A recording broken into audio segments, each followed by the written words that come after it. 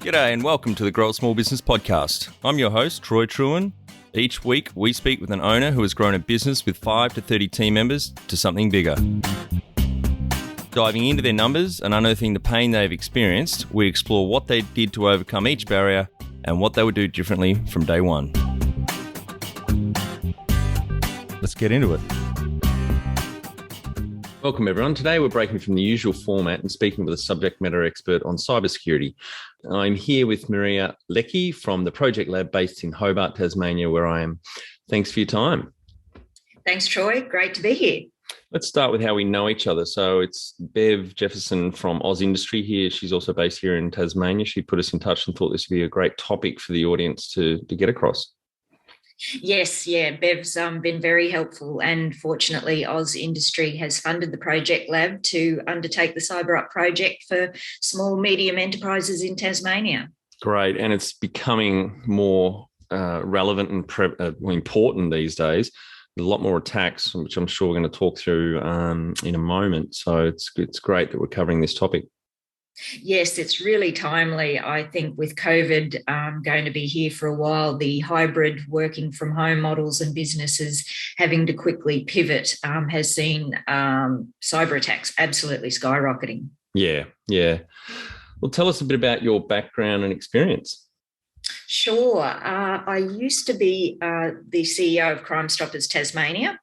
And so a few years ago, I was fortunate enough to be involved with a gathering with Crime Stoppers International, who are partners to Interpol. So I was very fortunate to hear firsthand from Interpol just what the black economy looks like. And that's where I first heard about cybercrime. And it really blew me away that Interpol explained that the deep web and the dark web is about 4,000 to 5,000 times the size of what we know as the surface web. So if you look at that in terms of, say, comparable to the size of a country or an economy, it's actually third, so behind the US and China. So that's how big we're talking about this issue. So the black economy is the third largest economy in the world. That's what you're saying. Yep, wow. Absolutely. That's amazing. Yeah. And well, how can people get in touch with you? They can reach out to me personally on LinkedIn, or they can contact me at theprojectlab.com. Great. We'll link through those in the show notes. Can you outline for the audience what is cybersecurity? Cybersecurity. So if you have a cyber risk to your business and it's unmanaged, you have a risk to your business of cyber attacks. So it's about keeping your important assets safe. So being cyber secure is making sure that you shut your digital doors to online criminals. Right. And why is this topic important when growing a small business? I think it's absolutely critical. Small businesses often don't have a lot of tools available to them, and they don't generally have a lot of cash backing them up. And the worst thing would be to have a good idea stolen or see their business fail simply by the risk of a cyber attack. And the stats are that approximately 50% of small businesses wouldn't actually be able to financially recover from a cyber attack. So that's really important to start out as you mean to finish. Wow. Yeah, there's been a few recent cases here in Tasmania. The big meat producer up north, JBS, they got hacked and held to ransom, which I understand they had to pay the ransom to be able to get back the business operating again. And I actually had some friends here in Tasmania that had a business with 2 sites. It was about 5 or 6 years ago. They got hacked. Their data was locked, and the Russians only wanted $5,000. In the end, they ignored that. I put them onto a friend at the AFP, Australian Federal Police, in the cyber security area, and they went and ignored their advice and went and got a consultant out of Queensland, I think it was, and then he couldn't unlock it, so they end up, I think, having to pay and get along with their business. I was shocked. That was 5 or 6 years ago. Absolutely. And now that I'm starting to go out and do some workshops, awareness workshops with small businesses, it's amazing how many stories of small businesses both being part of supply chains or knowing someone who it's happened to. I think now with technology advances. It's a matter of when, not if. Yep. Yeah, and I think people can become complacent or are complacent to this until they've experienced it. It's not really front of mind, is it? Oh, exactly. I think, it's like heart attacks. They happen to other people, Yeah. and people are becoming really complacent. A few years ago, people thought, right, I've got my antivirus, I'm fine, and now people are saying, okay, yes, I can easily spot a dodgy email by the address, but it worries me that people are becoming complacent because the attacks are becoming so sophisticated. Hackers are now actually able to put things in in a PDF document that you can't even see. Wow. So again, people are becoming complacent, and look, cyber risk is ever evolving. You just don't become cyber safe once. It's something that's ongoing. It's like any other workplace health and safety issue. You've got to keep at it. Yeah. Actually, I just remembered another example. 10 years ago, a business I was working with, our admin person must have clicked on a link. And when she was paying bills in the banking, what the virus or spyware was doing was flipping the BSB account number to, the criminal's account.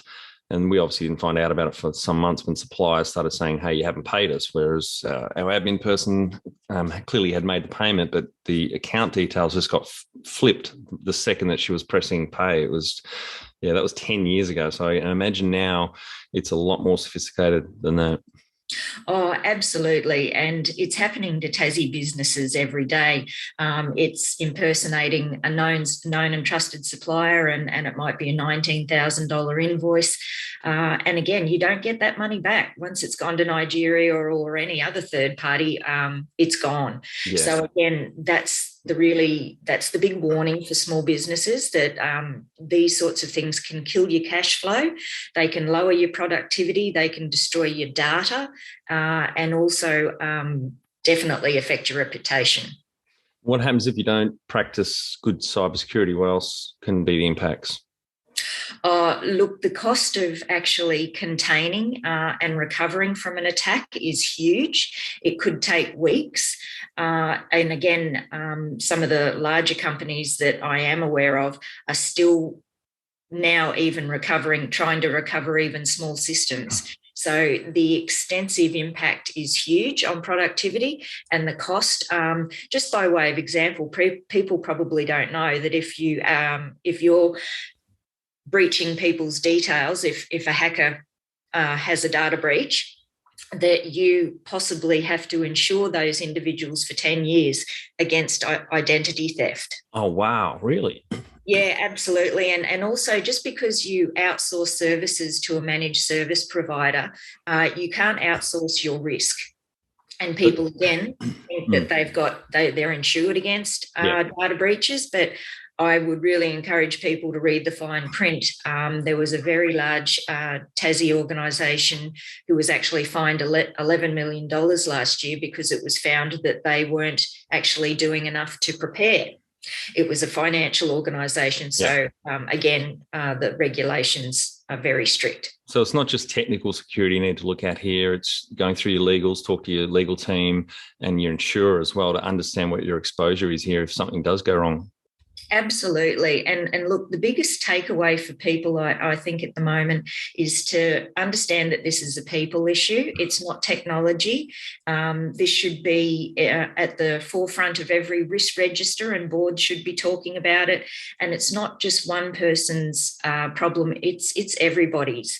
Again, if you think about an organisation that might have 10 employees and 10 devices, for example, that's 20 points of vulnerability. And again, we're finding that the hackers are really targeting people rather than the technology. Up to 90% of successful attacks on small businesses are through human error, that people get tired, they get tricked, they get distracted, they get extorted, and they even can be bribed. There was recently in the news, an employee of Tesla was actually offered $1 million to put a piece of software into the organisation, and they in fact didn't, and that was uncovered. So again, $1 million to someone, probably there's going to be people who are going to fall for that. Yeah, be tempted.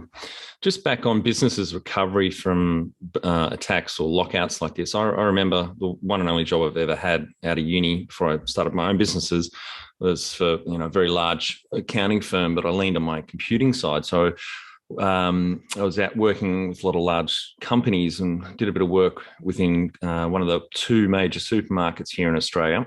And I remember sitting in a meeting and hearing we're doing some risk review work, and someone said from the supermarket side that if their point of sales went down and they couldn't get them back up within 3 days, they obviously had manual backup procedures, to be able to take payments and record things. But if they didn't have it back up within 3 days, the entire multi-billion-dollar business was dead. Oh, absolutely. And I think people really underestimate how slow and difficult it is to actually contain an attack, let alone recover from it and get back to being business as usual. That can even take years in some cases. And like you say, a retailer, I can remember reading about a case study involving Target in the US, that an electrical contractor, I think for the air conditioning, their password access was compromised. And in fact, Target had to pay out something like $14 million, and that was a number of years ago. So again, the cost to recover is just sometimes insurmountable. What's one thing you think small business owners do really poorly in this area? I think small business owners already have it so tough in that they're time poor, and it's easy to not practice good cyber hygiene. And so it's like checking in and washing your hands. You've just got to take the time to do it. And probably the biggest takeaway that I'd like people to be aware of is about passwords. They're like underpants, change them often and don't share them with people. Yeah. And also the latest stats are telling us that your passwords need to be 12 plus characters. And I know people are thinking, oh, how am I ever going to remember that? But they're now saying that you string together a number of random words into a sentence. So it's not capital P password 1231 $1. Yep. So yes, I'd really be encouraging people just good basic cyber hygiene, making sure that you've got your patches. If you've got people with different devices, know what's on them. Have some password management. Don't be writing it down on a post-it note. I remember reading a book in the late 90s, which was talking about the hackers in Australia in the 80s and how one had gotten into NASA, and the way they thought it was an Australian hacker was in some of the NASA code that embedded some words to a Midnight Oil song, which is the biggest Australian band here. But in that book, reading exactly that, they'd go dumpster diving, the hackers at night. I remember at Telstra, behind the Telstra building, around the corner from where I was living at the time, actually. They were describing how the hackers would dive into the bins at night and just find bits of paper where people had their passwords written on them, and then they'd use those to break into Telstra and other corporations. Oh, look, social engineering is absolutely huge. And I guess that's another point to note, that hackers, once they get into your computer and your system, they don't necessarily act immediately. Often they will sniff around your files. They will sniff around the CEO's email to see when they're going to be away, and so that they are finding out so much about people. And again, encouraging people, just be careful what you put on Facebook, and when you're signing up perhaps to Netflix or even booking an eye appointment, and they're asking you for your date of birth, don't ever put your real one. I think we've really got to have a zero trust culture at the moment. Yep. Trust nothing. That's the safer way to be. And what's your opinion on like OnePass? There's sites out there or apps that can help you just have one, it'll generate random passwords for all the sites that you have to log into, but you only have to remember one password. Definitely having two-factor authentication. Right. I would strongly encourage people. It may seem like a pain, but it really worth. It's one of the top 8 in terms of cyber hygiene. Is making sure that you have a good password management system and you have multi-factor authentication. Yep. And they're things a business owner can fairly quickly and easily ask their IT person to put in place. For example, enforce team members to have to reset their password monthly, at least 12 characters, and two-step or two-factor. Sorry, what was it you said? Two-factor, two-step, either. But they're pretty quick wins that business owners can do to really strengthen, to protect the business, because as you said, humans are the weakest link in this. Absolutely. And look, for those small businesses, particularly those who are starting out, these people who are bootstrapping with a great idea or a great product, they don't necessarily have IT people on hand. And so we have a lower level of digital literacy here in Tasmania. So it's really, really important that we try and get cyber risk awareness up amongst our business community. And this is why we've designed an online learning management system at CyberUp that is based at a non-technical audience, so that it really can take you through looking at your business and what are your specific cyber risks. And if you're not managing them, we can give you free advice about how you can manage them. And that might be giving them some technical advice on maybe a product, but it just as equally could be saying, okay, you need a business continuity plan, or you need some policies and procedures in terms of your HR and your device management, or even you need to train your staff once a year about this is a real risk. Yeah, that's a good point. And I think it's an area also under resourced or looked at in particularly small businesses, and like you said, bootstrap startups, is that risk matrix or risk management, sitting down once a quarter, at least once a year, to say what could go wrong, what's the impact, what's the likelihood, and what are we doing to mitigate those risks. And then every quarter, pick one thing off that list to spend a bit of money on to keep reducing your risks. And business continuity planning obviously is a part of that whole risk framework. And I think that's something small businesses neglect, because again, it's intangible. Risk is intangible generally, so they don't act on it. Yes, it's interesting. I was speaking to someone the other day and they said, look, I know someone who's a small business owner, and I'd try and recommend them to do this, and they'd roll their eyes and say, look, when have I got time to do it? And I said, well, when an attack does happen and you're sitting there waiting 2 weeks for someone to help you get your data back, you'll have plenty of time to go through Yep. and do this. So I'd say be prepared, not scared. And again, you've got to make that time, because can you afford not to? Yeah, that's right. Do you have some professional development resources you can share with the audience? Books, podcasts, online courses, etc.? Look, absolutely. I think it's imperative for people to keep themselves informed. So I'd be subscribing to ScamWatch and to any other of the Australian government websites, just to keep you updated. The banks are normally very good at running you through little personal as well as business checks, and certainly come on along to one of my awareness courses, or jump through and register at the Project Lab, and you can actually access our online learning system, which also will take you through, as a small business owner or medium business owner, doing a cyber risk management plan for your business. So I'd encourage people to start there and be hands-on and roll up your sleeves and look at your cyber risk. And that's your website there is theprojectlab.com, isn't it? People can check that out. Yeah, great. We'll link through to that in the show notes.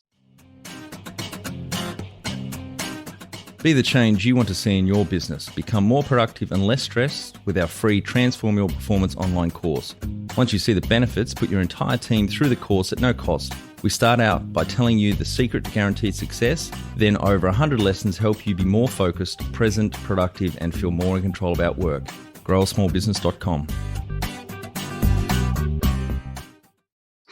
All right, Maria, we're on to our final few questions here. What do you think is the hardest thing when it comes to cybersecurity for small businesses? I think it's that low level of digital literacy, and people don't quite know where to start or who to ask. And the difficulty is when you're going out and talking to technology vendors, you're talking about technology solutions that probably small business owners think, what the hell are you talking about? Often IT people speak in a lot of acronyms, and I feel sometimes when I'm talking to them, it's just a sentence of alphabet soup. Yep. So I think actually making sure that we can have conversations with non-technical audiences about technology and people issues. And again, just want to emphasize that it really is a people issue, not so much a technology one. Is to go out and educate yourself or rely on your networks. And I think as we're elevating cyber conversations and we're learning and sharing stories together, I think we're building up our business capability and capacity. I personally think it's going to take a network to fight a network. We need to talk about this and ask questions and listen. And just got a vignette or a story on that, nerds using acronyms. I remember I was doing my scholarship when I was at university and had a 6-month placement at Hitachi Data Systems. So they're installing big mainframes in big companies in Victoria. And I remember flicking through this old manual in the data room, and there's a key of acronyms. And I turned to the senior that was there with me, and I said, AMD, air movement device. Isn't that just a fan? Same number of letters. I mean, why couldn't you just use the word fan? It's funny, and again, I'm very anti acronyms. It's not inclusive language at all. In fact, I think it puts people off. I did work in local government, and I was chairing a meeting between some finance people and some land use planners, and they were having a knockdown argument over SLAs. So, in accounting terms, service level agreement. Yes, and for the town planning people, that was a statistical local area. So I actually had to say, hey, people, you're actually not talking about the same thing. Oh, that's hilarious. Yeah, so acronyms are not dangerous. Inclusive. Yeah, they're dangerous. Yeah. All right, finally, my favourite question. What is the one thing you would say to a small business owner starting out in their growth journey on day one? Set yourself up for success. Look at your business 360 degrees and make sure it is safe and secure. Don't lose your good idea, don't lose your money, and don't lose your reputation. Great. Thanks very much for your time today, Mariae. I think the audience get a lot of value out of that and really appreciate your time. My pleasure. Thanks for having me, Troy. And for our audience, we would greatly appreciate a review in iTunes or whatever platform you listen to us on. More reviews means we bubble up higher in iTunes, etc. So more business owners looking for podcast help with their growth will find us.